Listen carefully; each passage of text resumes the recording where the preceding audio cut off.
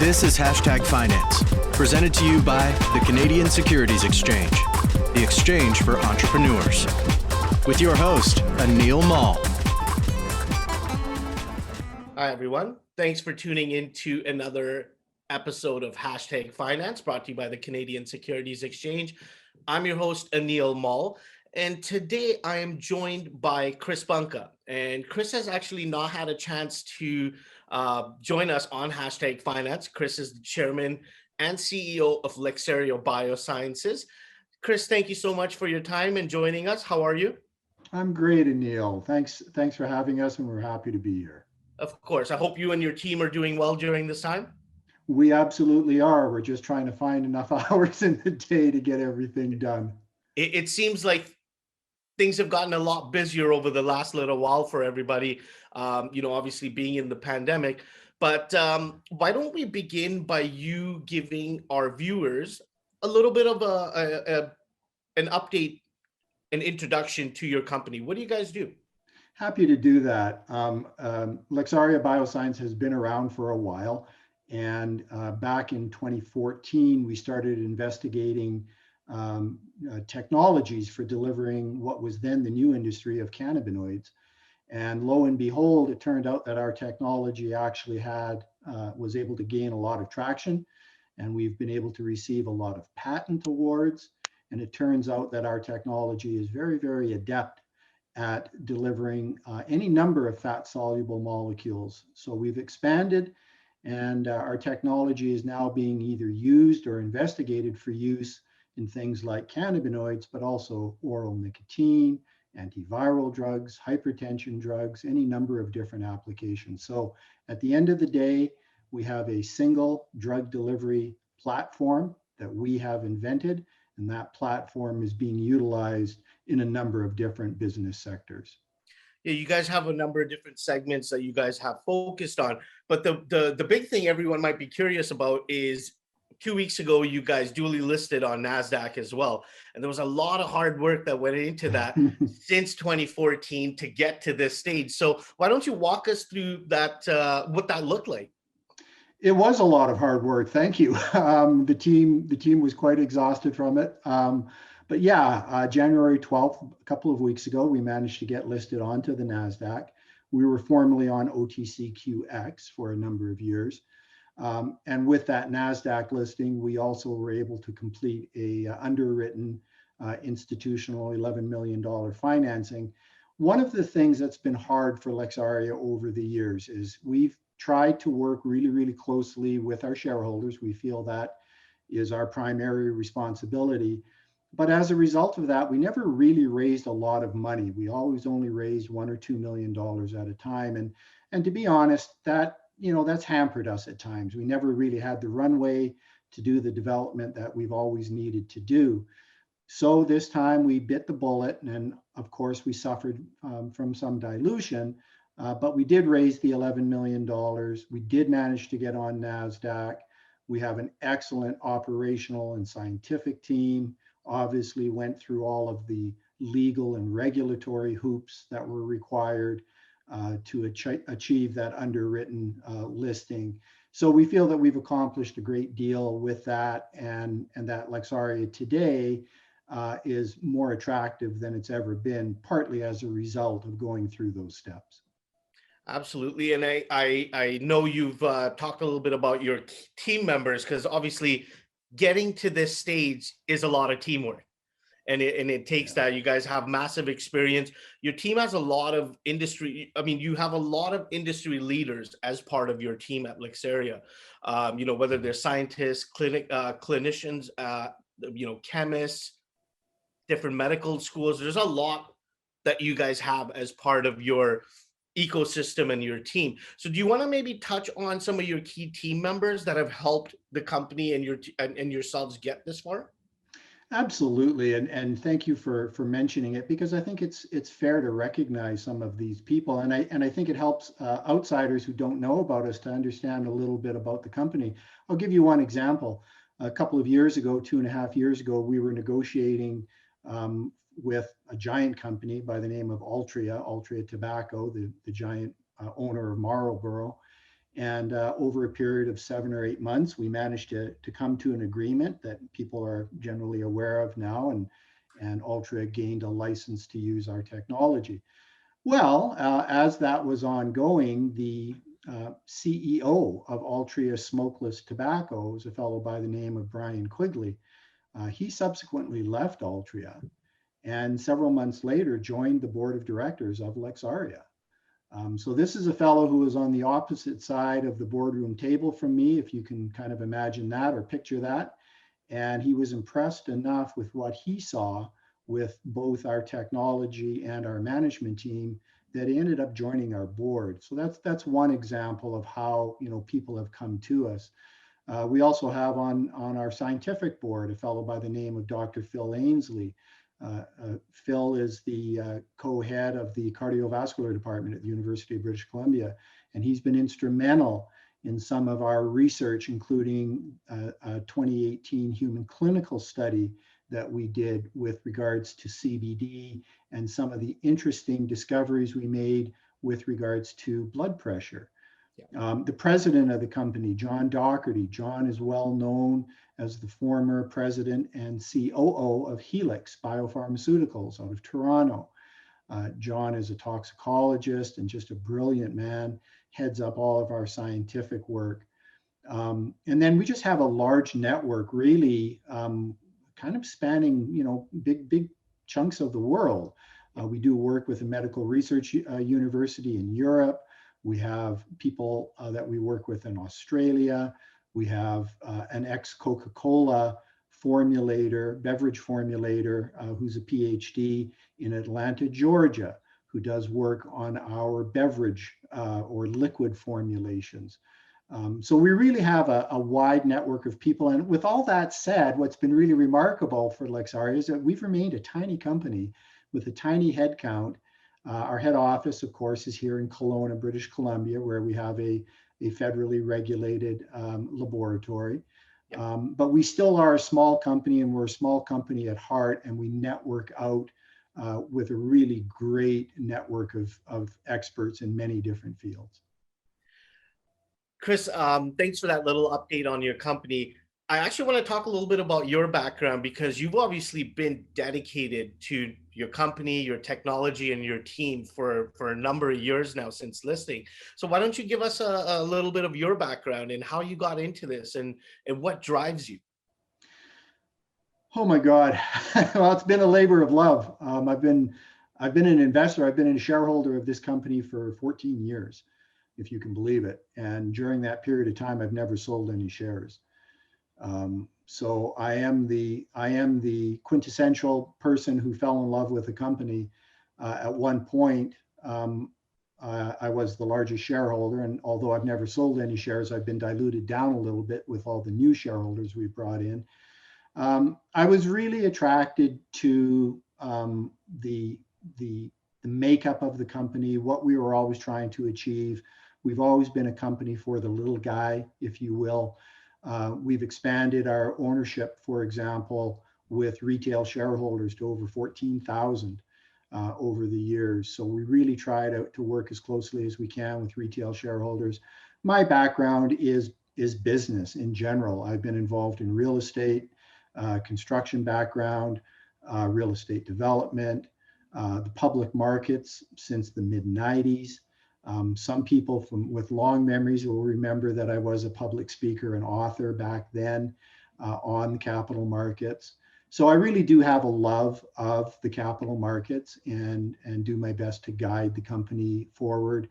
And sometimes that includes making hard decisions. Like we recently had a reverse rollback that I did not enjoy, since I was the biggest shareholder going into it. But we had to do it. It was the right thing for the company and to build for growth.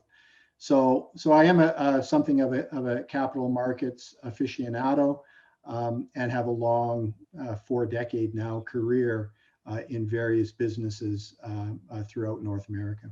Yeah. Chris, one thing you mentioned earlier was, building shareholder value and that sentiment. So what's that been like with, all the success and your fundamentals that the company's been having? What sort of response are you getting from some of your long-term shareholders? Well, it's a funny thing, right? Because there's only so much that's in the control of the management team, and you know that, and people who are experienced in capital markets know that. And then you try to position yourself the best you can in the waves of enthusiasm that hit the market. So, at different times we've had market caps of, oh gosh, I don't know, 150, maybe close to $200 million, when the big wave of enthusiasm came into the cannabis sector. And I did interviews back then, and Neil, telling people we're not a cannabis company. And yet everybody saw us as a cannabis company, of course, because our technology works with cannabinoids. Yeah, absolutely. And then when the bloom came off that rose, so too did a decline in value hit our company. Ironically, we are sitting here now at one of our lowest valuations ever, and yet we've never been more advanced as a company. We've never had more cash in the bank as a company. We've never had more initiatives ongoing or customers, and we're building profitable cash flows. So there's ironies in the market, and sometimes they absolutely drive me crazy, because there seems to be a disconnect. But I will say that although our valuation today is lower than we'd like, our enthusiasm and our optimism and our eagerness to get at it has never been higher. We've never felt as empowered as we are today, in large part because we've never had the kind of money in our treasury that we have now to finally allow us to execute our business plan the way we've always wanted to do so.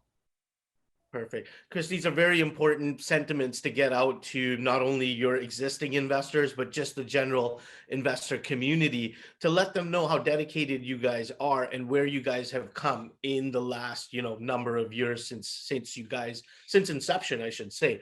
So you mentioned that your technology that you have is DehydraTECH, which is a proprietary technology. Talk to us a little bit about that. So what it does, it improves the way pharmaceutical ingredients are absorbed into your system. Is that correct? Basically, yes. DehydraTECH is something that we've developed. We originally acquired it from a couple of PhD researchers down in the US.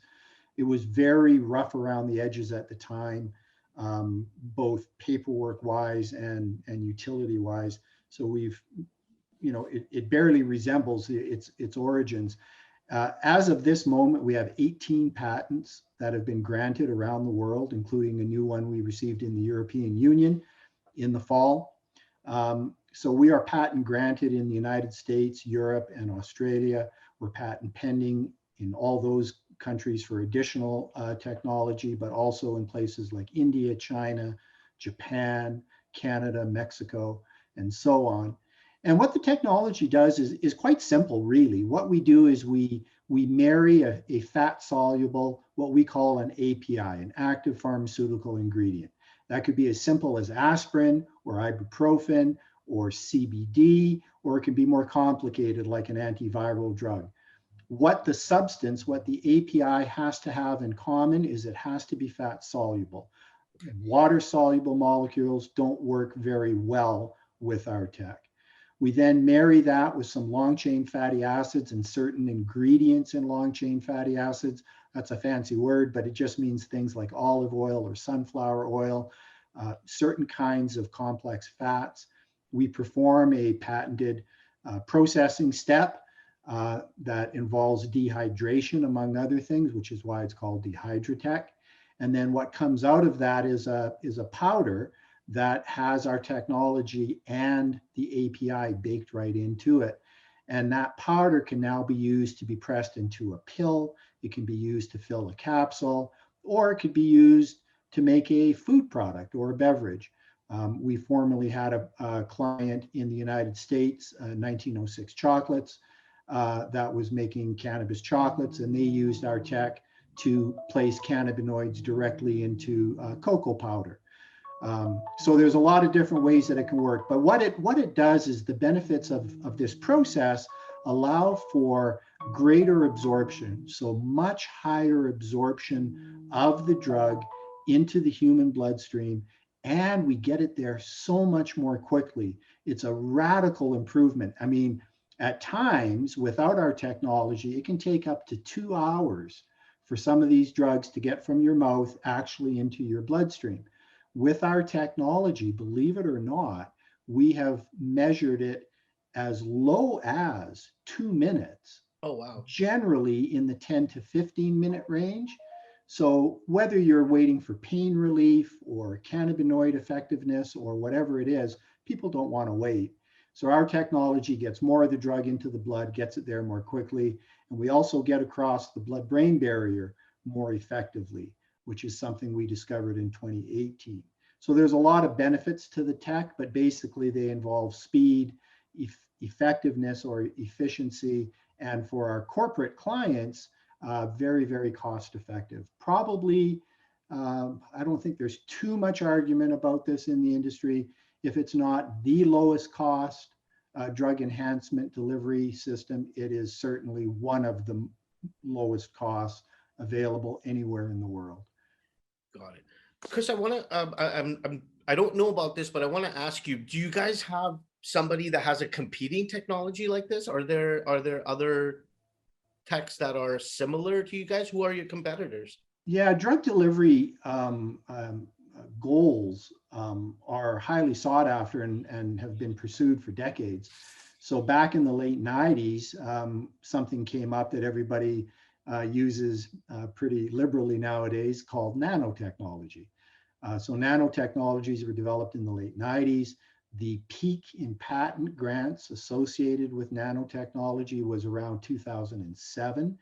And so nanotechnologies have been around for 25 years. They're generally quite good, but they have limitations. One of them is that for a lot of the better technologies, they're very expensive to utilize. The equipment required costs millions and millions of dollars and has generally pretty limited throughput. And then there's some controversy with regards to the fact that they make things small. They make them so small that the body has never evolved to get rid of some of these things.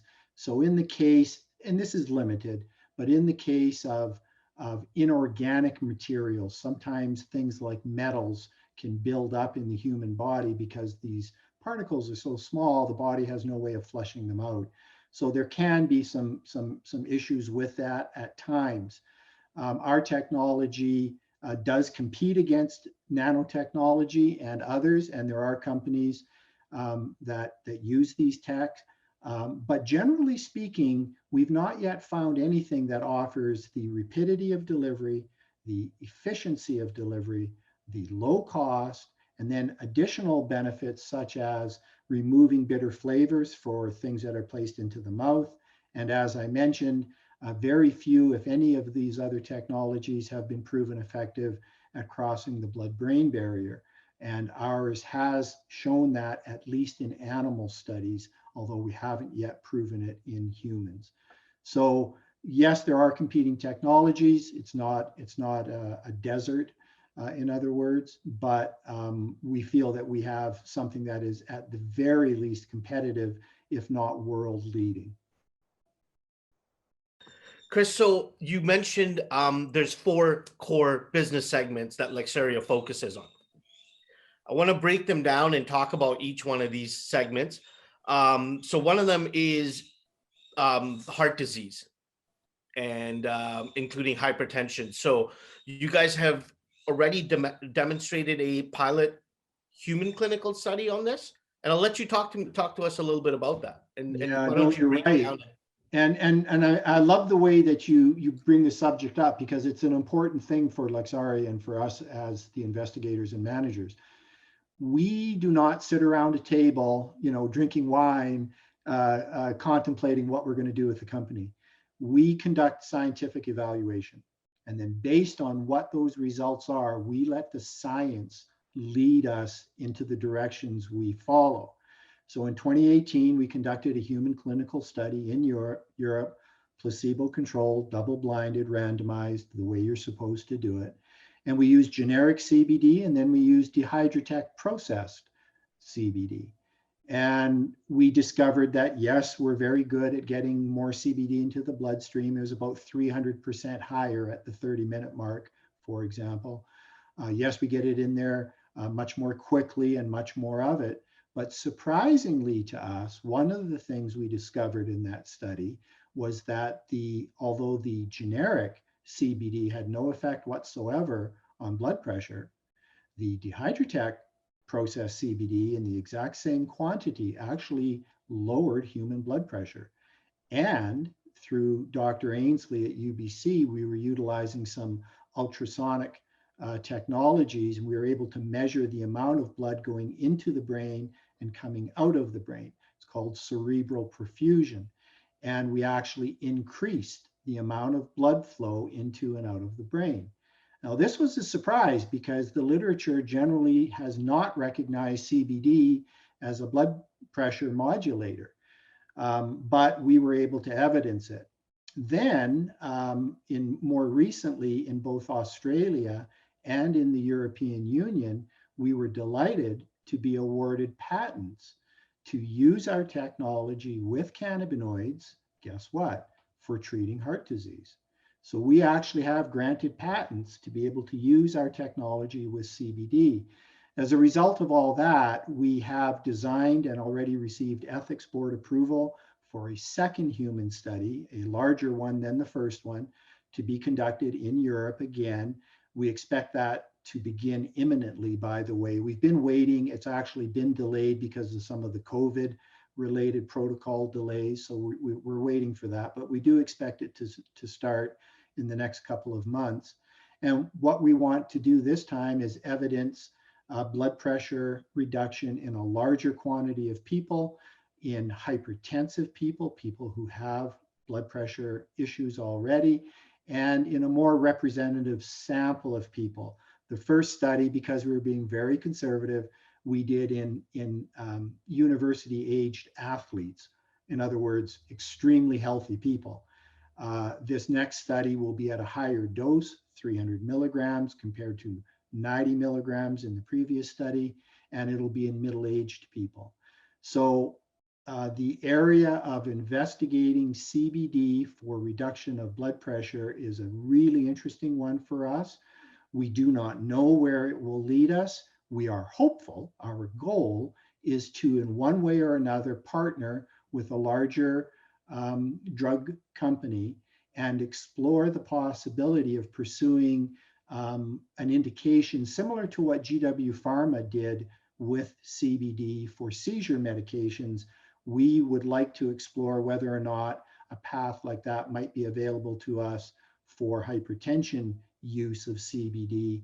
And of course, the hypertension market is a tens of billions of dollar market. And all the existing drugs used for hypertension, it's a mature market, of course, but all the existing drugs have serious side effects, whereas there are, at least now, no known side effects with CBD.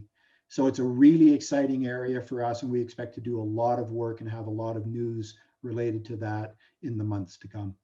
Got it. One question I had for you about this, obviously you guys are doing a pilot human clinical study, but people should know you don't just start doing human trials. So what did that process look like to get to this stage? Can you imagine scientists in a room working with rats and mice and putting blood pressure cuffs on their tails? That's the sort of thing where it starts. And even before that, we have to do things like lots of paperwork, lots of study design. And of course, the study design has to be reviewed by doctors and by clinicians and by the university ethics boards. So sometimes, shareholders will call me and they might be frustrated and they'll say, hey, Chris, how come why don't you just do this? I'm like, well, we've been doing that for 6 months.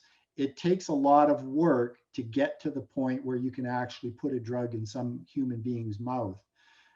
So it's a time-consuming process, but it does require a lot of preliminary work. So we've done a lot of animal work. We have upcoming studies that we're going to be announcing soon with rats, where we're going to be actually monitoring blood pressure on their tails, taking blood samples from them, and so on. So there's a lot of work involved. And as I say, we go where the scientific results seem to be the strongest. So that's one of our ways of trying to offer our shareholders risk mitigation. We don't just, stand at a chalkboard and think, oh, wouldn't it be cool if we actually do the preliminary work, collate the information, try to understand the information with dialogue between our experts, and then design the human studies that we think would be the next logical step. So the hypertension with CBD is a market, this is the wrong way to say it, but maybe you'll forgive me for saying it. We would like to own that market. Given that we have the patents granted already in the European Union, for example, to be able to do that, and granted, or that we've got the patents granted for the use of our technology also in Europe, we think it is a market where we could be a major player in the years to come. So we're really excited about it. Lots of stuff to look out for in that segment. Yeah, 100%. And you will see, I mean, this is late January, you will see in the next 2 to 6 weeks, a number of announcements from the company related to that and other similar studies. Got it. So the next segment that we can move on to is non-combusted nicotine. Talk to us about that one. Yeah, nicotine is an interesting one. We, of course, already have a business relationship with Altria, as I've mentioned. They gave us $1 million a couple of years ago to conduct some work, which we did. The work was successful. The market was disappointed that Altria did not continue that part of the relationship and continue giving us money. We were hopeful of another check, and they had decided not to continue funding that. But I think one of the things the market has overlooked is the fact that Altria did retain their non-exclusive license to use our technology for oral nicotine. Also, I think overlooked is the fact that Altria really, I don't know their numbers, but I would say, I'm guessing 95% or more of all of their revenue is generated in the United States. That's fine, but nicotine is a highly regulated substance by the FDA in the United States. We've since started a relationship with British American Tobacco, headquartered, of course, in the UK. Now, BAT is active in, I believe, over 100 countries around the world, and the majority of their revenue is not in the United States. It is in these other countries, and some of those countries regulate nicotine as a food, not as a drug. So the options and the opportunities for oral nicotine outside of the United States are actually far greater than they are in the United States. And I do want to make that distinction. Our technology has no use whatsoever with cigarettes or anything that's burnt. It just doesn't work there. It also has very limited use, if any, in things that are vaped. So things that you put in your lungs, that's called pulmonary administration. Our technology doesn't really work there. It doesn't work in the lungs. It works on the skin for skin-based delivery, and it works in oral for things you put in your mouth. So when we talk about nicotine, I want to always make it clear to people that Lexaria is not talking about hooking a new generation of people on nicotine. We are talking about trying to keep alive some of the billion people who smoke every day. And we want those billion people to know that there are alternatives to smoking that are not as harmful as smoking. And even the FDA in October or November of 2019 issued a reduced risk notification that certain forms of oral nicotine were allowed for US use, to say things like using this product is less harmful than smoking a cigarette. I'm paraphrasing, but that's the gist of it. So that's the market that we're trying to address. We're trying to help people stay alive.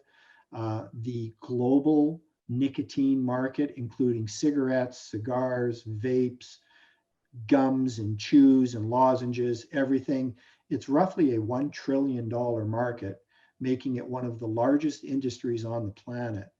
And of course, 7 million people tragically die every year. Think about that. That's 3.5 times as many people have died from COVID. So, you know, it's a big market. It's a place where Lexaria can do a lot of good, and we can help people. And we have tested it in animals and in humans. And with nicotine, we have discovered that yes, indeed, we can get nicotine from your mouth to your blood in animals in less than 2 minutes. We do increase in animals the delivery of nicotine into brain tissue by as much as 1900%. And given that human beings have their nicotine receptors in the brain delivery is everything. So one of the things that we are pursuing is using microdosing that might be able to satisfy a person's urges for nicotine in very, very low quantities, such low quantities that the harm, again, is reduced, but still satisfy their craving and do away completely with smoking, which from Lexaria's point of view, smoking is no longer necessary. We don't feel that it is anything that people need to do at all anymore. So you guys will be using things like transdermal patches for the skin. We did one like set of the breath strips, similar to yeah, that? there's any number of different delivery mechanisms. We have a client in our CBD division called Cannadips, excuse me, that is making what's called a white pouch. It's like a little mini tea bag about the size of a man's thumbnail, and they are delivering CBD in that white pouch. But that product format, although it's quite foreign to Canadians, is widely popular in Europe for nicotine. So the white pouch category is the category that the FDA just gave the reduced risk notification on. So whether it's transdermal, lozenges, gums or chews, or white pouches or other things that you put in your mouth, there's a number of different mechanisms. And of course, none of them involve combustion. And one of the classic problems with oral nicotine that Lexaria's technology solves is that people generally would get very upset stomachs from anything entering the GI. Because of the way we process with the long chain fatty acids and so on, we greatly reduce that stomach upset and reduce these side effects a lot. So it's an area that we're greatly interested in. As I say, we are currently doing some R&D with BAT under a formal agreement. And there are other companies in the world in the nicotine business that we are in discussions with. I can't identify them because nothing's been announced, but our technology is absolutely of deep interest to the nicotine industry as a potential answer for the multi-decade problem related to smoking. That's great. You mentioned a little bit about CBD, and that's one of the segments that is a focus for Lexaria, CBD from hemp. Yeah, CBD from hemp. So of course, that's where our technology was born. The original researchers were looking at delivering CBD in beverages, and that's how we started. We now have a hemp division. We do not grow any hemp, and we don't sell any products to consumers any longer. That's all in our past. But having said that, our technology is widely used by people, companies in the CBD from hemp industry. Our largest customer is the one I mentioned, Cannadips. They are doing very, very well, and their product, the white pouch, is distributed in thousands of stores across the United States. That division, I will tell people, is the one that we've been reporting that experienced incredible growth in 2020. We grew that division by roughly 1,000% from the beginning of the year to the end of the year. The growth is continuing into 2021, not at that same rate. That's going to be a tough act to follow, but it is growing well, and in fact is generating positive cash flows on a standalone basis. So we expect to be able to report some solid quarter-to-quarter numbers, not millions of dollars yet, but well into the hundreds of thousands. And one of the things I should mention, and this is a distinction between our company and many others, most others, our revenue streams are different. So most of our revenue is generated through royalties. Okay. And with regards to technology royalties, our cost base is virtually zero. So it's like software where you push, copy, copy, copy. Our revenues related to royalties, we do not sell equipment. We are not selling ingredients. We are not selling products. We're selling our know-how. And so those revenues, although they might only look at, you might see a couple $100,000 on a line item, you have to realize it's a couple $100,000, but perhaps at a 99% profit margin. So don't be deceived by our low royalties or our low revenue numbers. They're actually very powerful because the profitability numbers are so high. So CBD for consumer products, that's what we're talking about right now. But then we also have these pharmaceutical investigations for CBD for hypertension. We have about 5 years of history working with CBD, almost 6 now. So we are deeply experienced. And of course, we have a broad number of patents already granted for working with CBD. So it's a core area for Lexaria. Got it. And then the fourth segment was improved antiviral drug delivery. I think we touched on a couple of points from that one, but where are you guys at with that? Absolutely. So, this is late January 2021, and it was almost exactly 12 months ago when the first reports of COVID were coming out and being reported on. 6 months before that, in the previous summer, Lexaria was making official press releases saying that we expected to open up our pharmaceutical division sometime in 2020. So we were investigating back in 2019 exactly what we thought would be our highest priority pharmaceutical related pursuits. And by the winter, we had decided that we were going to look probably most closely at antivirals. Now, antivirals encompass so many different disease conditions, HIV/AIDS, Ebola, on and on and on. COVID, of course, COVID-19 wasn't something that was on the radar screen back then. But as soon as it became on the radar screen, we knew that that was going to be an area of investigation for us.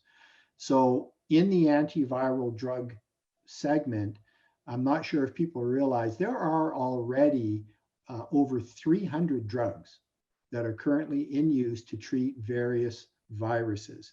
And over half of them are fat soluble. So lo and behold, we were able to shortlist a number of those drugs, existing drugs, not experimental drugs necessarily, and kind of highlight them for potential use with our tech.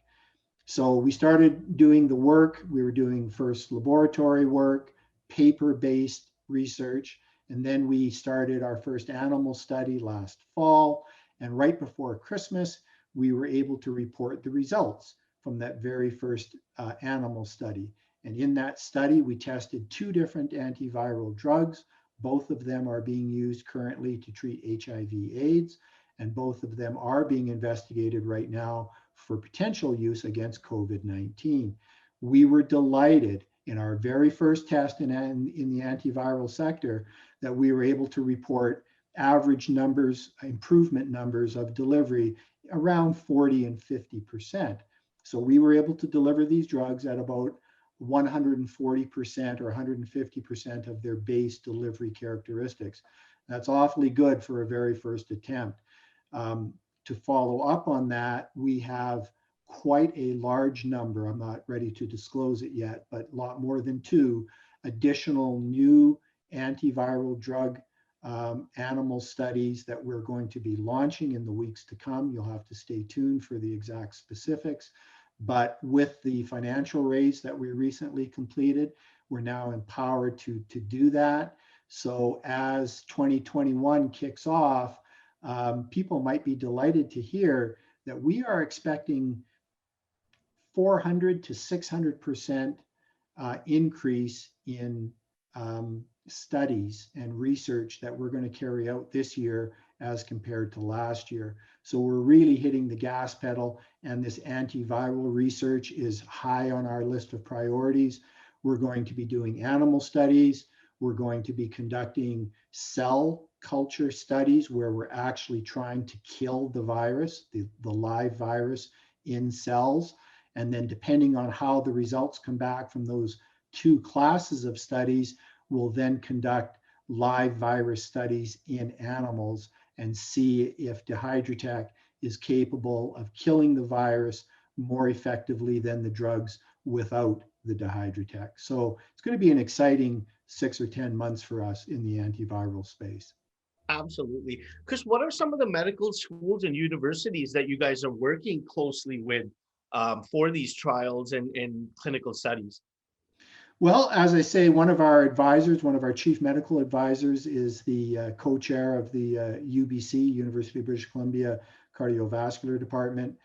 We generally haven't been naming the university we've been working with in Europe. There are 3 that we are in discussions with right now, and we keep that a little closer to the vest, Neil, for competitive reasons. So I'm gonna decline part of that. But I will say that we tend to work with medical research universities. So universities that already have a medical research department or facility. So they already have the facilities that we would otherwise expect to work with in some of the leading US for hire laboratories. For example, we've worked extensively with a for hire laboratory in Philadelphia called Absorption Systems. They are one of the bigger for hire third-party labs in the United States. And we try to mimic the types of expertise or equipment that those commercial laboratories have in the university settings. And I'll also mention, since you asked, that for the last, I think it's 4 years now, 3 for sure, we've been doing quite a lot of work with Canada's National Research Council, the NRC. And the NRC, of course, is a federal crown corporation. They are, a lot of people don't realize, the largest R&D organization in Canada. We initially received a grant from them to investigate certain aspects of DehydraTECH. DehydraTECH has raised a lot of eyebrows because it is so different in the way that it delivers these drugs. And since that original grant, we've also hired the NRC repeatedly to help us do work, for example, in our relationship with Altria, the tobacco company, and also some of the independent work that we're pursuing. And the last comment I'll make on that topic is as follows. I think it's important that investors know Lexaria has our own laboratory. We have our own scientists. We do our own work. But when we report on animal studies or human studies, it's important to realize every single one of those in the history of our company has been conducted by a third-party research organization. So we give them the blueprints or the study design, if you will. We pay for the study. We're not allowed in the building after that. We're literally not allowed in the building. They conduct the study. So the results that we report are actually third-party generated. They are very valid. They are very reliable because it's not data that we're just doing in our own lab late at night and then we punch out the numbers. Yeah, so I do like to make that distinction.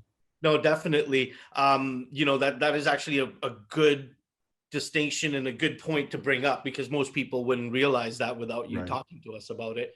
Chris, I really appreciate you taking the time to join us, educating not only myself, but the rest of our audience about Lexaria at the top of 2021.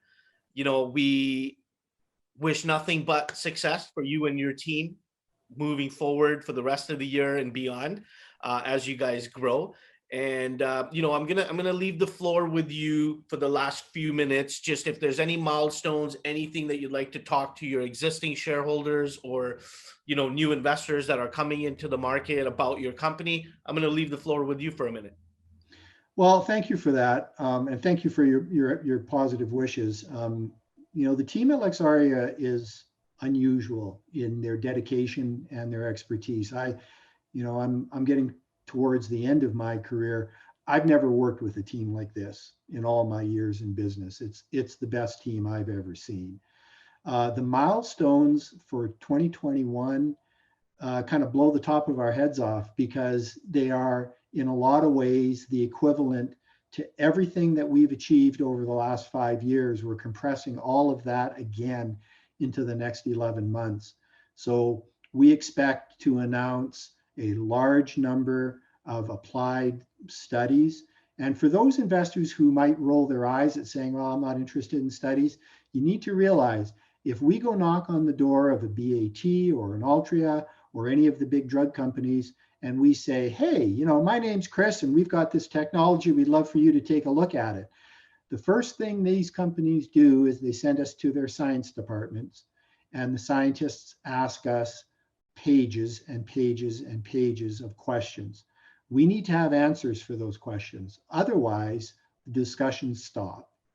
So when we do these applied studies, we are fulfilling at least two major needs. One is we're giving the public information on the status of what we're doing, telling you where the technology is going.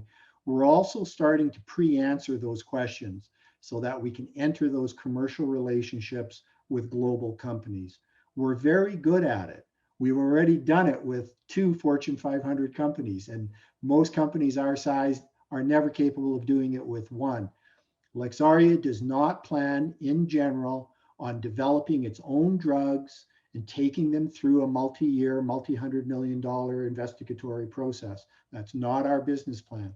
Our business plan is to do the hard early work, make the discoveries, reduce the risk, show efficacy, show good results, and then partner with Fortune 500, who already has the manufacturing and the regulatory expertise, not to mention the big checkbook. So in the weeks to come and in the months to come, you should expect to see a number of announcements, more than we've ever had in the past, about some of these studies. We are, of course, continuing to work with companies like BAT and others, and we're going to continue to pursue commercial relationships as well. So the fact that we were able to achieve the NASDAQ listing, achieve the $11 million raise that we recently completed, gives us the ammunition to affect our business plan. We are now running faster than we ever have. And when you combine all that with the fact that our market cap is among the lowest it's been in the last 5 years, I think that opportunity really speaks for itself. Perfect. And Chris, last but not least, where can our viewers go to keep up with your company news, find out about your studies? What's your website? Lexaria Bioscience.com. Lexaria is spelled Lexaria. Our trading symbol on the NASDAQ now is LEXX, and our symbol, of course, on the CSE is LXX. Perfect. We'll make sure to add your website into the show notes to make it easier to anybody watching. Please go sign up for their news releases and keep up with their recent news. I'm sure you can reach out to Chris and his team through their website if you have any questions. Chris, again, I appreciate your time. We at the CSE, are looking forward to watching your team grow and having you back on #finance maybe in a little bit here to talk about more of your successes. I'd love to do that, give everybody an update. Perfect. Chris, again, thank you. Thanks so much, Anil. This has been an episode of #Finance brought to you by the Canadian Securities Exchange. Feel free to like and share this content and hit subscribe if you haven't already.